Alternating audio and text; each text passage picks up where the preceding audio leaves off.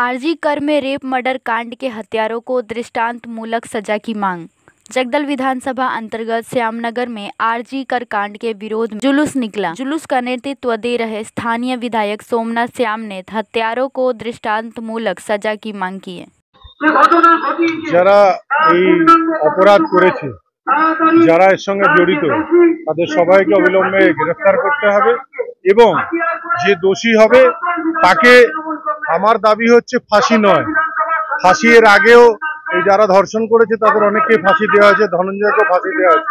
আমি চাই একটা দৃষ্টান্তমূলক শাস্তি, যে শাস্তি দেখার পরে ভারতবর্ষের বুকে যদি এই ধরনের অপরাধ কেউ করে তার যেন গা কেঁপে ওঠে। এটা ভাবার আগে তাকে, যে ধরনের বিদেশের কিছু জায়গায় শুনেছি যে একদম বীজ চড়ায় নিয়ে যে তাকে শাস্তি দেওয়া হয়, সেরকম শাস্তি এই কাণ্ডেরও দরকার আছে। তাহলেই এই অঞ্চলে মানুষ বুঝতে পারবে যে কোনো মা বা কোনো বোনের উপরে নজর দিয়ে তাকাবার আগে সেটা তার কি শাস্তি হতে পারে সেটা বোঝা উচিত।